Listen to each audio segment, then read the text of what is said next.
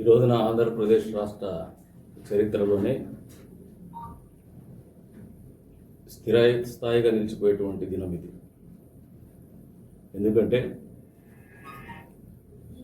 మామూలుగా రాష్ట్ర విభజన జరిగిన తర్వాత ఏదైతే రాజధాని లేనటువంటి రాష్ట్రంగా 16,000 కోట్ల లోటు బడ్జెట్తో మొదలైనటువంటి రాష్ట్ర ప్రస్థానం ఆర్థికంగా కుదేలైనటువంటి పరిస్థితుల్లో గత ప్రభుత్వ హయాంలో 5 సంవత్సరాలు అస్తవ్యస్తమైనటువంటి పరిపాలన, ఆర్థిక విధానాలతో కుదేలైపోయినటువంటి ఆర్థిక విధానం నింపాదిగా ముందుకు పోయే విధంగా నిలబెట్టేటువంటి క్రమంలో ఒక గుర్తుంచుకోదగినటువంటి దినంగా పరిగణించవచ్చు.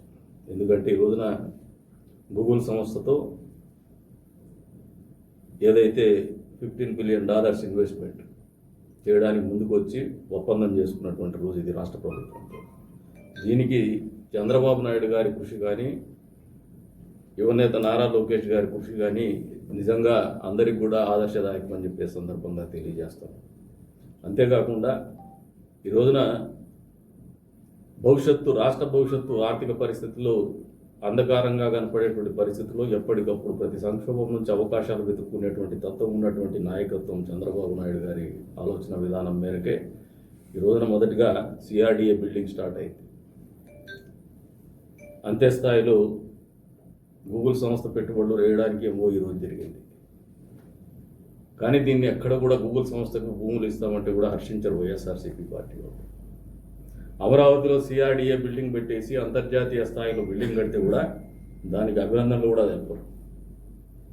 దాన్ని కూడా రేట్లు ఇంత 11,000 రూపాయలు చదరంగా అడుగు పెట్టారని చెప్పేసి విమర్శిస్తారు. రాష్ట్ర స్థాయిలో వైఎస్ఆర్సీపీ పార్టీ పరిస్థితి అయితే మన జిల్లా స్థాయిలో పాపం నిన్నే చెప్పిన ఒక ఆయన ప్రో క్యాష్ రెడ్డి గారు రోజు మాట్లాడుతూ ఉన్నారు. వాస్తవమే, సునీతమ్మ ఎందుకు లెటర్ రాసిందని చెప్పను. ఒకరి విప్లవం ఇంకొకరి తీవ్రవాదమే ప్రో క్యాష్. అదే దాని మీదే ఆ లైన్ మీద ప్రపంచం అంతా నడుస్తుంది. నువ్వు కంపెనీ పెట్టి హౌసింగ్ స్కీమ్లో స్కాములు చేసినావు, మొబిలైజేషన్ అడ్వాన్సులు కాజేసినావు. నువ్వు 10 రోజులకు కూడా ఏదో పేర్లు చెప్తాను, వాళ్ళేం స్వాతంత్ర సమరయోధులు కాదే స్వామి. నువ్వు నీ ట్రాక్ రికార్డే కాదు, వాళ్ళ ట్రాక్ రికార్డు కూడా ఒకసారి కనుక్కో. నువ్వు చెప్పిన 2 పేర్లు నా నోట్లో ఆ పేర్లు మాట్లాడలేదు, అంత స్థాయి వ్యక్తులు కూడా కాదు. వాళ్ళని కూడా పోయి కనుక్కో, వాళ్ళ గురించి కూడా నీకు ఏదైనా అర్థమవుతుంది అసలు నువ్వు మాట్లాడేదానికి ఏముందని.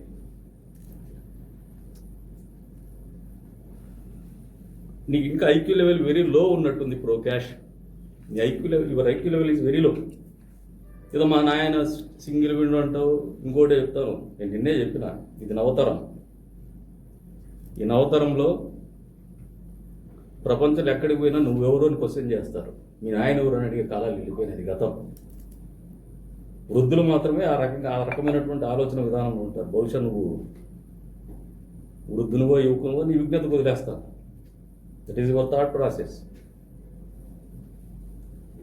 రెండోది, ఇంకా భూముల మీద నీకు ఏదైనా ఉంటే ప్రతిపక్ష పార్టీగా నువ్వు పోరాడు, తప్పిదం కాదు. మూడోది, నా గురించి ఏదో చెప్తాను, నా ట్రాక్ రికార్డు గురించి, నా బ్రాటప్ కండిషన్స్ గురించి నీకేమీ తెలియదు. ధర్మారంలో నా కులస్తులు కాపాడుకునే విధంలో నేనేం కోల్పోయినాను కూడా నీకేం తెలియదు. నేను చెప్పుకునే పద్ధతి కూడా నాకు లేదు. ఎందుకంటే నువ్వన్నీ చెప్పుకుంటాను. పేరూరు డ్యామ్కి అందరినీ వదిలించిన ఎన్టీ రామారావు మీ తాత ఏమన్నా అందరినీవా? ఎవరా? ఎవరి మానసపుత్రిక అందరినీవా? స్వర్గీయ నందమూరి తారక రామారావు గారి మానసపుత్రిక. పూర్తి చేసింది ఎవరా? చంద్రబాబు నాయుడు గారు పూర్తి చేసినారు. ఎవరో గాడి ఉండే బిడ్డల్ని ముద్దాడు నా బిడ్డలు అనుకుంటావు కదా, సిగ్గన్నా కాదేమా నీకు? ఈ రకమైన ధోరణే నీకు నాకేం లేదు. వ్యక్తిగతంగా రాజకీయంగానే మాట్లాడుతున్నా. ఎప్పుడు కూడా నీకు ఐక్యూ లెవెల్లో అని ఎందుకు చెప్తున్నానంటే, సునీతమ్మని మాట్లాడితే నాకు ఎక్కడ కాలిందని కాదు. తెలుగుదేశం పార్టీ నాయకులను ఎవరినైనా ఎమ్మెల్యేలందరినీ 164 మంది అంటే ఈ 164 మంది ఎమ్మెల్యేల్లో చంద్రబాబు నాయుడు గారు ఉన్నారు, నారా లోకేష్ గారు ఉన్నారు, డిప్యూటీ సీఎం పవన్ కళ్యాణ్ గారు కూడా ఉన్నారు. నువ్వు అందరూ ఇంటికి 10,000 తీసుకున్నావన్న ఒక మాట నీకు మాట్లాడాల్సి వచ్చింది. నీ ఆలోచన విధానంలో తేడా ఉంది. ఇప్పటికి కూడా స్పష్టత లేని ఫ్రస్ట్రేషన్లో ఉన్నట్టున్నావు. ఎందుకంటే ధర్మార్ముడు ముడ్డికి ఎక్కుతాడు, ఇంకోటి ఎవడో బాగా వేసేకి వస్తాడు. నీ కాన్స్టిట్యున్సీలో ఏమో పాపం నాకున్న ఇన్ఫర్మేషన్ ప్రకారం ఒక ఆత్మకూరు మండలంలో తప్పితే ఎక్కడ ఏ మండలంలో కూడా మీ సామాజిక వర్గం కూడా నిన్ను ఆదరించే పరిస్థితి కానీ కనీసం రాణించే పరిస్థితి కానీ లేనటువంటి పరిస్థితి. ఇక నా గురించి చెప్తాను, లెక్సస్ గారి గురించి. నేను గతంలో కూడా ఎమ్మెల్యేగా చేసిన ప్రో క్యాష్. లెక్సస్ కారు ఇప్పుడు ఇండియాలో ఇప్పుడు ఆ టొయోటా షోరూమ్ వచ్చిన తర్వాత ఈ మధ్య కాలంలో చేస్తున్నా కొన్ని సంవత్సరాల నుంచి. నేను 2009-14 ఎమ్మెల్యే ఉన్నప్పుడు నా దగ్గర నా పేరు మీద లెక్సస్ కారు తెరిచాను, డాక్యుమెంట్ పంపిస్తాను. ఆ రోజు అందరినీ ఒక కాలువది లైటింగ్ పనులు ఏం చేయలే. రెండోది మా ఊరికి రోడ్లు వేసిన ₹1 కోటి టెండర్ లేకుండా చేసినా అంటున్నారు. ఫర్ యువర్ కైండ్ ఇన్ఫర్మేషన్ ఇన్వెస్టిగేటివ్గా మాట్లాడతావు అని చెప్తాను.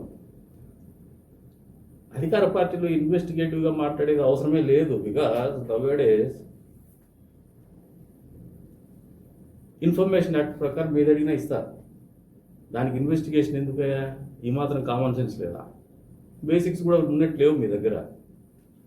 బహుశా ఏం చెప్పుకున్నావు నాకు తెలియడం లే. ఈ రాజకీయ పరిజ్ఞానం ఎంత అవుతుందో నాకు తెలియడం లే. నువ్వు ₹1 లోడింగ్ చెప్పుకుంటాను. మీరు మీ ప్రభుత్వంలో ఎన్డీవీ నుంచి వచ్చినటువంటి వర్క్స్లో చేయలేక రోడ్ అంతా తవ్వేసి ఆ రోడ్డు వర్క్ని పూర్తి చేయలేక ఖదీర నుంచి రాయచూటి పోయే రోడ్డు దాదాపు 2 మండలాల ప్రజలు ఇబ్బంది పడుతూ ఉంటే 4 సంవత్సరాలు తవ్వేసి పెట్టినారు మీరు. మా పార్టీ వచ్చిన తర్వాత ఎన్నికల సమయంలో ఆ రోడ్డు పరిస్థితిలో మేము ప్రచారానికి పోయినప్పుడు మాకు నొప్పి కలిగింది. మేమేమి హామీలు ఇలా ఎన్నికల్లో నన్ను వచ్చేసి కొద్దిమంది మీ ప్రెస్ వాళ్ళు అడిగితే కూడా ఏం హామీలు అంటే, నేను 20 ఏళ్ళుగా రాజకీయాల్లో ఉండా, నా ఆలోచన విధానం ప్రజలకు తెలుసు, నా వ్యక్తిత్వం ప్రజలకు తెలుసు, కాబట్టి నన్ను చూసి నా ఆలోచన విధానం నచ్చితేనే నాకు ఓట్లు వేస్తారు, మా పార్టీ విధానాలు మేనిఫెస్టో నచ్చితేనే ఓట్లు వేస్తారని నింపాదిగా చెప్పినటువంటి వ్యక్తి నేను.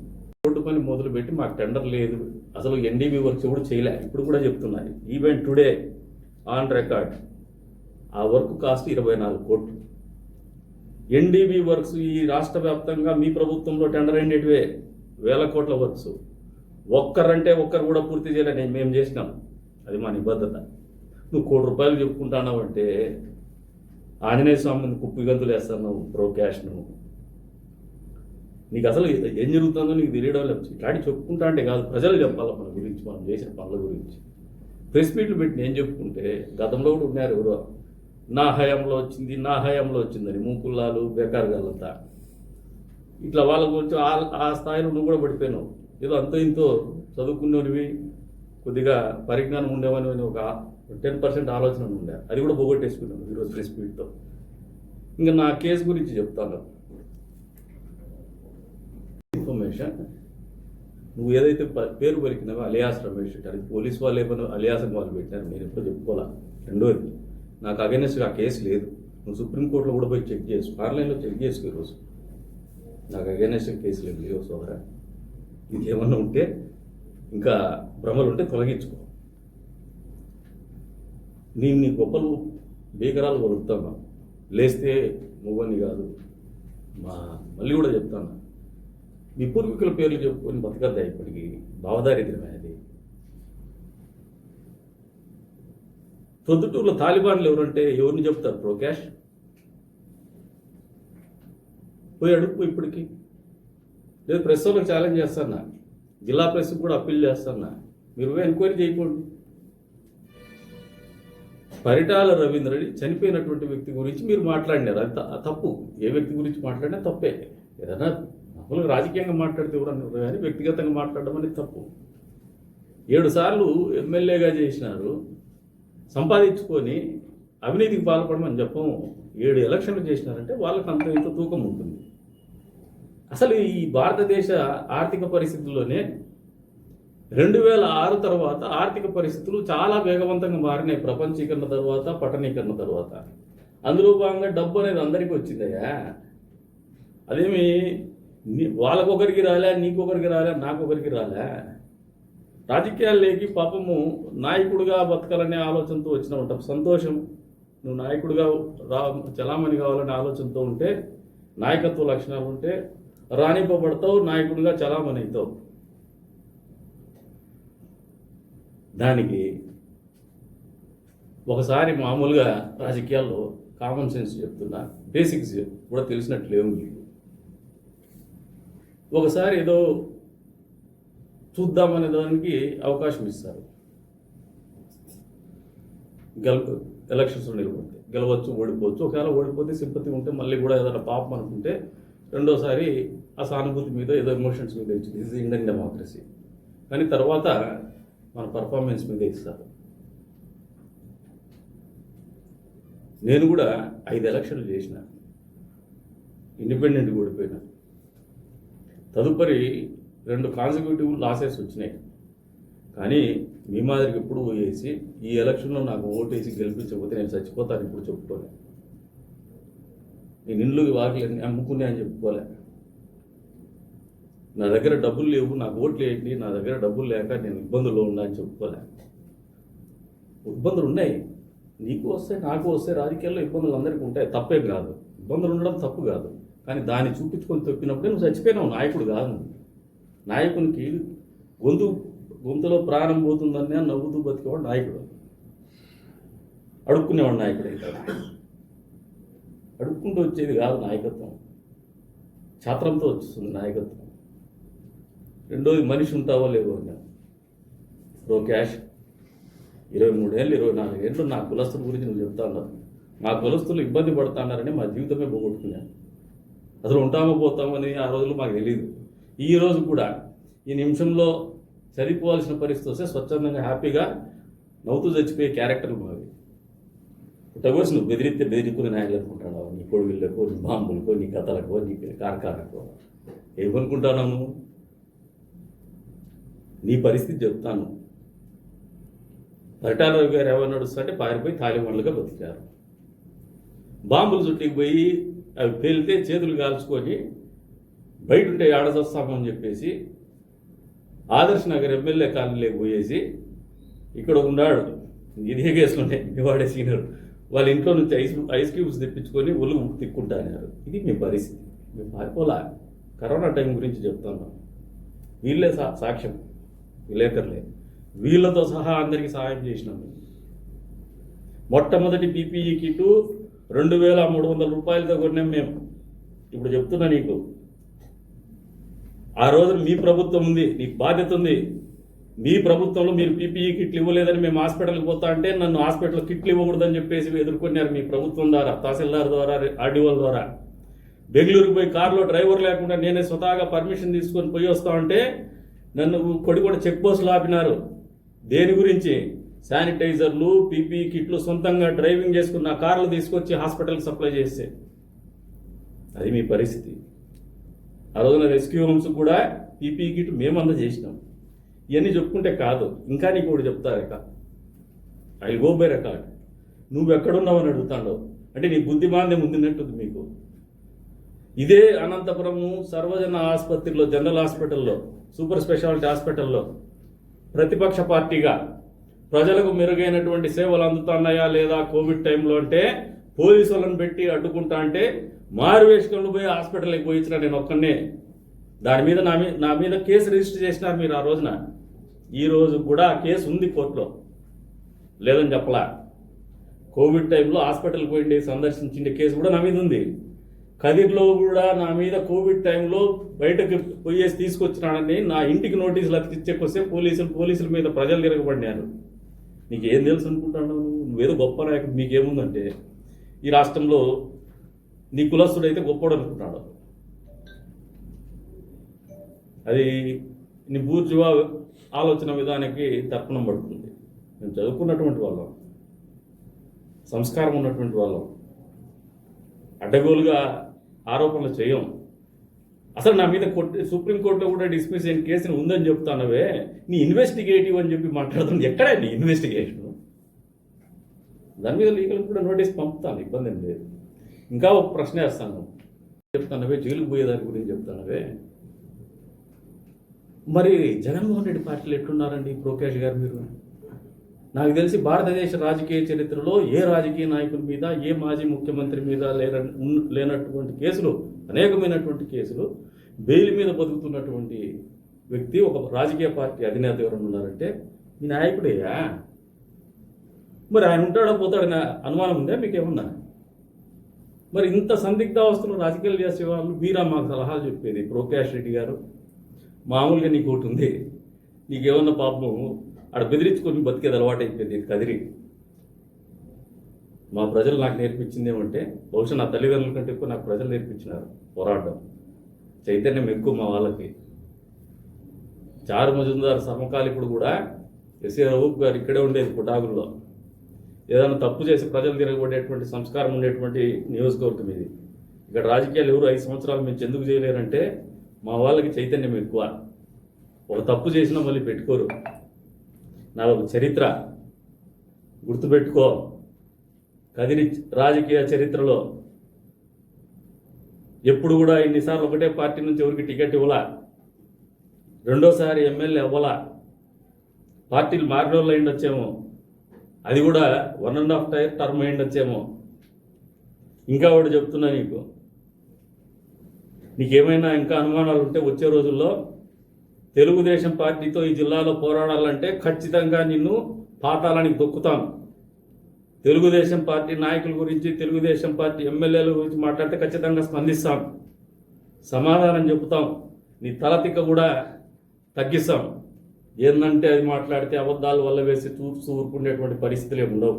మనిషి ఉంటాడా పోతాడా నువ్వు అనుకుంటాడు. నిజంగా నా మనసులోకి అట్లాంటి ఆలోచనలు వదిలేసినావు ఎప్పుడో రాజకీయాల్లోకి వచ్చినప్పుడే. నిజంగా ఆ టైంలోకి పోతే నువ్వు చాలా చిన్న వ్యక్తి నా ముందు, గుర్తుపెట్టుకో. నువ్వేమన్నా అక్కడ ఆటేస్తున్నావు, ఏం మాట్లాడలేదు అనుకుంటున్నావు. వాళ్ళు రాంగ్ నెంబర్ని గెలుపుకునేవు నువ్వు. వచ్చే రోజుల్లో దీనికి నువ్వు ఖచ్చితంగా పశ్చాత్తాపడే రోజు ఖచ్చితంగా వస్తుంది ప్రకాష్, గుర్తుపెట్టుకో దీన్ని. అవినీతి గురించి నువ్వా నాకు నేర్పించేది? మాట్లాడు, ప్రజల్లో 16 నెలలు అయింది, వచ్చి మాట్లాడు. చెప్తాను లెక్సెస్ గురించి. లెక్సెస్ నాకు అపోజిషన్ లెక్సెస్ ఉంది, నా కారు కొత్త కాదు, నీకు కొత్త కార్లు. ఇటువంటి ఆలోచన, ఇటువంటి పద్ధతులు మానుకొని వాస్తవాల దగ్గర పెట్టుకొని మాట్లాడు, ఊళ్ళో దగ్గర పెట్టుకొని. నువ్వు విమర్శలు చేస్తున్నావు వాళ్ళ భూముల గురించి, స్తోత్రీయ భూముల గురించి, సీఎం వాళ్ళు మాట్లాడు. మాట ఎత్తే కోర్టులో డబ్బులు ఇచ్చేసి కొంచెం పైన ఇచ్చేసి ఏదైనా దాని నుంచి బయటికి రావటం అంటే మీ నాయకుడు అదే పనులు చేస్తున్నాడా? బహుశా నీకు అదే అపోహ ఉండొచ్చు. మాకు we have all the respect for the judiciary. మాకు కన్విక్షన్ ఇచ్చిన రోజు కూడా భయపడి ప్రజా జీవితం నుంచి పోలా, మేము నిలబడినాం. ఆ రోజు కూడా పబ్లిక్ లైఫ్లోనే ఉన్నాం, వెనక్కి పోలా. నిరంతరం అదే క్యాసెట్లు వేసుకున్నారు మీ రాజకీయాల్లో, మీ పార్టీ వాళ్ళు అప్పట్లో అధికార పార్టీలో ఉన్నప్పటికి కూడా. వేరే కూడా మాట్లాడలేకపోయినారు. వాటన్నిటికీ సమాధానం ఒకటే చెప్పిన, మళ్ళీ ఎన్నికల్లో నేనే పోటీ చేస్తా అని, నేను గెలుస్తా అని చెప్పినాను. ఎప్పుడు మీరు అధికారంలోకి వచ్చిన మొదటి 6 నెలల్లోనే దాన్ని నిలబెట్టుకున్నా. అది నా చరిత్ర, అది నా ట్రాక్ రికార్డ్. ట్రాక్ రికార్డ్ గురించి ఇంకేమైనా కావాల్సి ఉంటే మళ్ళీ మాట్లాడు. 100% నా ఆన్సర్స్ ఉంటాయి, ఆన్సర్ ఇస్తాం. ఇర్రెగ్యులర్గా మాట్లాడితే ఇర్రెగ్యులర్ ఇస్తాం. మనిషి లేకుండా చేస్తారనే సమాధానాలు చెప్పినా దాన్ని కూడా ప్రిపేర్డ్. దేనికేం వెనుకపోయేదేం లేదు. మీరు అంత వేగంగా ముందుకు బాల్ చెప్తే దానికి అంతే వేగంగా రెట్టింపు వేగంతోనే బాల్ తిరిగి వస్తుంది. రాసి పెట్టుకో.